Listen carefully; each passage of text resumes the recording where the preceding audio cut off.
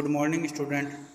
देखो, आज का अपना अभिप्रेरणा की जो नया टॉपिक है, नई विचारधारा है, उसका नाम है विलियम ऑची की जेड विचारधारा।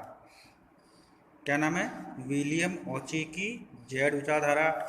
अपना जो पेपर आएगा उसमें या तो पूछ सकते हैं कि विलियम ऑची की विचारधारा बताओ, या जेड विचारधारा या जेड थ्योरी है, उस थ्योरी के बारे में अपने को पूछा जा सकता है। यानी दोनों नाम से पूछ सकते हैं, विलियम ऑची के नाम से पूछ सकते हैं, और जो जेड थ्योरी या जेड विचारधारा है उसके नाम से भी ये पूछ सकते हैं। अब इसमें होता क्या है वो अपन देखें। सबसे पहले इसकी जो बेसिक है वो देखें कि इस अभिप्रेरणा की तकनीक का प्रतिपादन अमरीकी जो प्रबंध शास्त्री प्रोफेसर विलियम जी ओची ने किया। इसकी खोज किसने की? विलियम जी ओची ने। इन्होंने अपनी पुस्तक theory Z, how American business can meet the Japanese challenge, कि एक जो अमेरिका की कंपनी है वो कैसे अपने आप को जो जापानी व्यापार पद्धति है उसमें परिवर्तित कर सकती है, कैसे उसका सामना कर सकती है, उसकी नीतियों को कैसे बीट कर सकती है, कैसे उससे आगे बढ़ सकती है। इस पुस्तक का प्रकाशन 1981 में किया गया, और इसमें ये बताया गया कि जो अमेरिका और जापान की बड़ी बड़ी कंपनियां हैं उनके जो प्रबंध व्यवस्था है उसका इसमें अध्ययन करने के बाद ये निष्कर्ष निकाला गया। और इस विचारधारा को किस नाम से बताया गया? के अध्ययन के बाद इन्होंने इस विचारधारा का प्रतिपादन किया। इसमें जो जापानी कंपनियां थी तथा अमेरिका की जो कंपनियां थी उनकी अच्छाइयों को इसमें शामिल किया गया।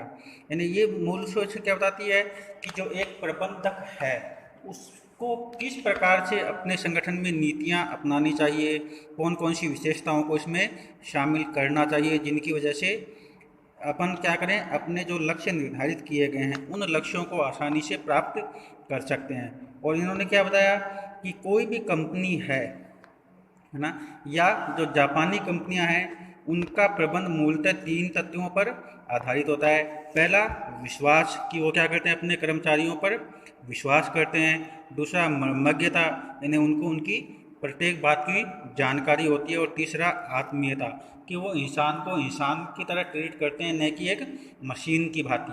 कि जब इंसान के साथ इंसानियत भरा व्यवहार किया जाए तो वो स्वतः ही कार्यों के लिए अभिप्रेरित होता है। और इसमें कौन कौन सी तकनीकें इन्होंने अपनाई, कौन कौन से कार्य किए, उन कार्यों का इसमें बताया गया है जेड विचारधारा के नाम से। तो इन्होंने जो तकनीकें बताई है उसमें सबसे पहली इन्होंने तकनीक बताई है आजीवन रोजगार योजना। नाम से पता चलता है कि इसमें कर्मचारियों को जब तक वो काम करने के योग्य हैं उनको के साथ क्या नहीं होना चाहिए, किसी भी प्रकार की उनकी छटनी नहीं होनी चाहिए। जब तक वो काम करें, चाहे संगठन में परिस्थिति कैसी भी हो, संगठन को लाभ हो रहा हो, हानि हो रही हो, उसका उत्पाद न बिक रहा हो, या उसे किसी भी प्रकार की अन्य भी कोई दिक्कत हो, तो भी उसके दौरान उसे अपने कार्यों में लगातार कर्मचारियों को शामिल रखना चाहिए। देखो इसमें क्या बताया गया है कि प्रोफेसर ओची के मुताबिक कर्मचारियों को जीवन पर्यंत रोजगार दिया जाना चाहिए, मतलब जब तक वो काम करने के योग्य हैं। जापानी संस्थाओं में एक बार चयन के पश्चात मंदीकाल में भी कंपनियां किसी भी कर्मचारी की जबरन छुट्टी या छटनी नहीं करती। ये संस्थाएं घाटा उठाकर भी अपने कर्मचारियों को अपने साथ जोड़े रखती है, जिससे कर्मचारी इनके प्रति हमेशा वफादार बने रहते हैं।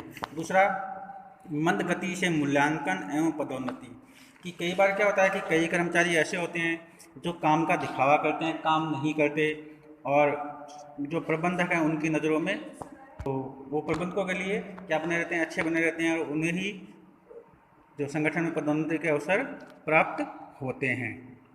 किसी ने क्या बताया कि उत्पादकता किसी एक व्यक्ति की देन न होकर संगठन के सामूहिक प्रयासों का परिणाम होती है, कि कोई भी एक व्यक्ति अकेला संगठन को उसके लक्ष्यों तक नहीं पहुंचा सकता। किसी भी व्यक्ति को व्यक्तिगत उपलब्धि के आधार पर पदोन्नत नहीं किया जाना चाहिए। यह कार्य समूह में किस प्रकार अभिप्रेरित करता है, और जो उनका मूल्यांकन है उन्होंने उसके लिए एक टाइम पीरियड बताया है कि किसी भी कर्मचारी के गुण और अवगुण ज्ञात करने के लिए 1 से 2 वर्ष की अवधि बहुत कम है। तो उन्होंने बताया कि कम से कम उसका पदोन्नति या उसका प्रमोशन करने के लिए कितने साल तक उसके कार्यों की जानकारी रखनी चाहिए, कम से कम, और ज़्यादा से ज़्यादा 10 साल, यानी उसके बाद ही उसका क्या कहना चाहिए, प्रमोशन किया जाना चाहिए, जिससे वो संगठन के हित में लाभकारी बना रहता है। तीसरा, जीवन वृद्धि प्रथ, कि कई बार क्या होता है कि कर्मचारी जब काम नहीं कर पाते, है ना, तो उनको क्या चाहिए कि उनको ऐसा माहौल उपलब्ध करवाएं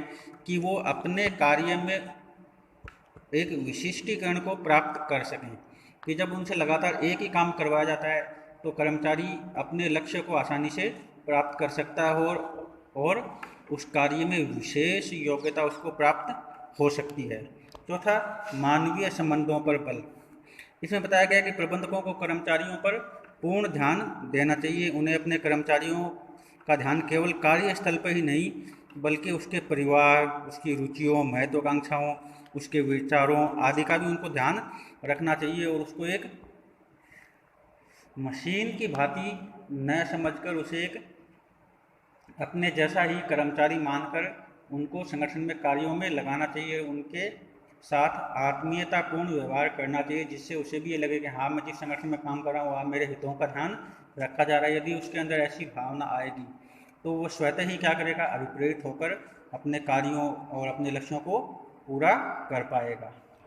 उसके बाद में देखो इसने 5वां बिंदु क्या बताया है, सामूहिक निर्णय, कि यानी संगठन में जो भी निर्णय लिए जाएं, जो नीतियां बनाए जाएं, जो कार्य परिस्थिति नियम में बदलाव किए जाने चाहिए, उनमें कर्मचारियों को भी क्या किया जाना चाहिए, भागीदार बनाना चाहिए, भागीदार बनाना चाहिए।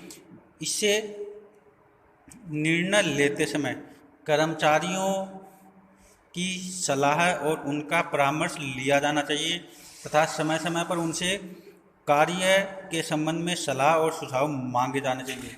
और यदि उन सुझावों से संगठन को किसी भी प्रकार का लाभ होता हो या वो सुझाव संगठन के लिए लाभकारी हों, तो निश्चय ही उनको संगठन में शामिल किया जाना चाहिए। ऐसा करने से दो संगठन को फायदे होते हैं। पहला तो ये कि कर्मचारी उन नियमों, उन बदलावों, उन परिवर्तनों का विरोध नहीं कर पाते, क्योंकि उनको पता है कि जो निर्णय लिए गए इनको लागू करने से पहले संस्था अध्यक्ष या प्रबंधक द्वारा अपनी सहमति ली गई थी, अपने से विचार विमर्श किया गया था, और दूसरा उनको अपन आसानी से लागू कर सकते हैं।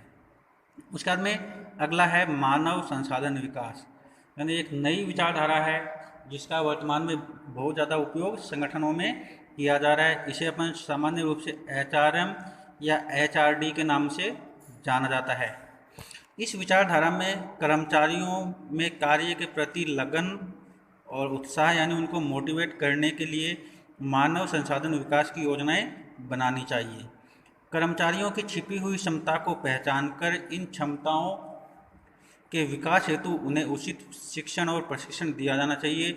इससे कर्मचारियों में अभिप्रेरणा का विकास होता है, यानी वो स्वयं अभिप्रेरित करते हैं, और कार्य संवर्धन तथा कार्य संवर्धी के द्वारा अधीनस्थों का विकास मार्ग प्रशस्त किया जाना चाहिए। यानी सामान्य रूप से यदि अपन कहें तो ये एक ऐसी तकनीक है जिसमें कर्मचारी को यदि कार्य नहीं आ रहा है तो संगठन द्वारा सकारात्मक रूप का रवैया अपनाते हुए उसे उस कार्य के संबंध में प्रशिक्षण और ज्ञान प्रदान किया जाना चाहिए, जिससे वो उस कार्य को आसानी से पूरा कर सके। और यदि उस कार्य को उसका ज्ञान नहीं है और अपन ने उसको हटाकर किसी दूसरे कार्य पर लगा दिया तो वो जीवन पर्यंत उस कार्य को कभी भी क्या नहीं कर पाएगा, सीख नहीं पाएगा।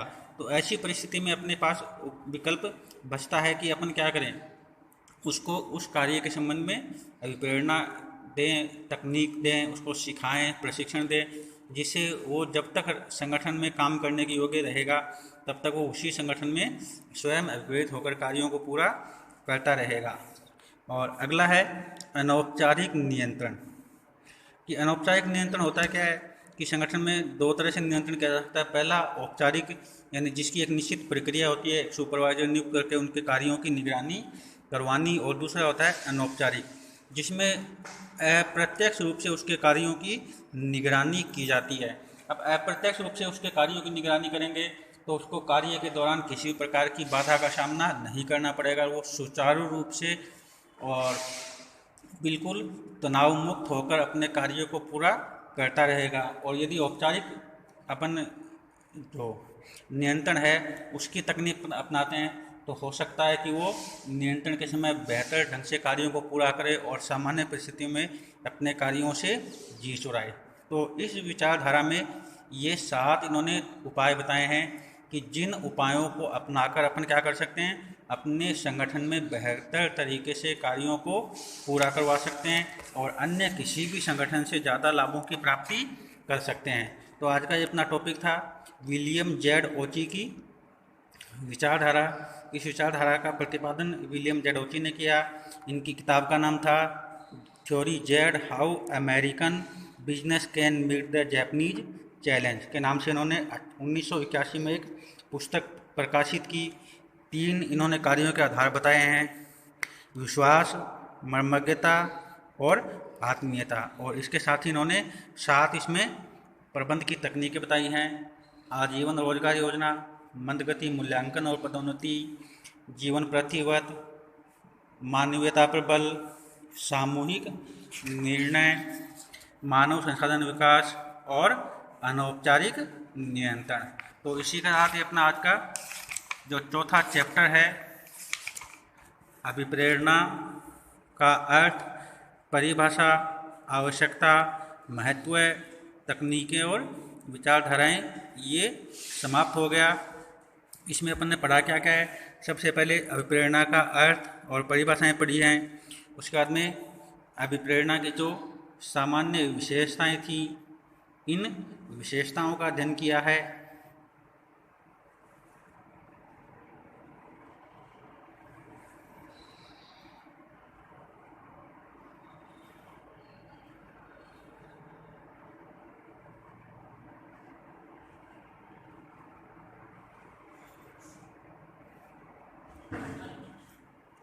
विशेषताओं के बाद अभिप्रेरणा की आवश्यकता और महत्व है, यानी उसका इम्पोर्टेंस के बिंदु थे।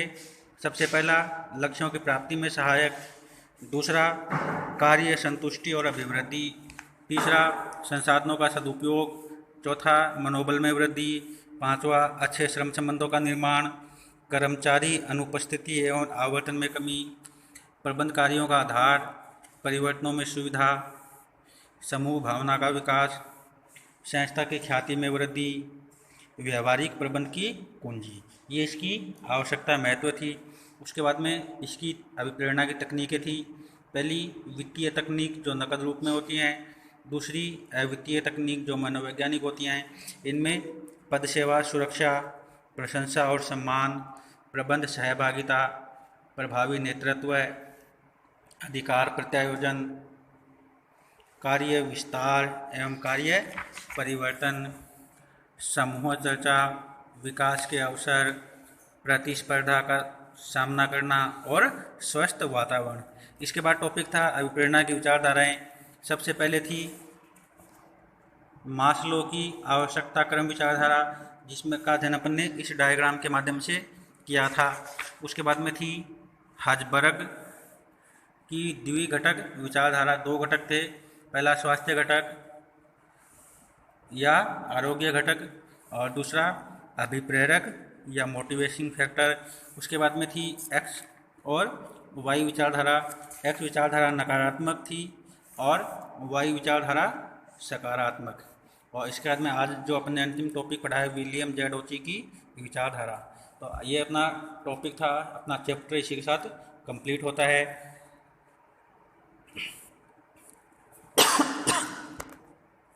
इसके संबंध में किसी को कोई दिक्कत हो, कोई समस्या हो, कोई टॉपिक समझ में नहीं आ रहा हो तो स्काइप क्लास, व्हाट्सएप या पर्सनली मुझे कॉल करके आप अपनी समस्याओं का समाधान जान सकते हैं। Thank you.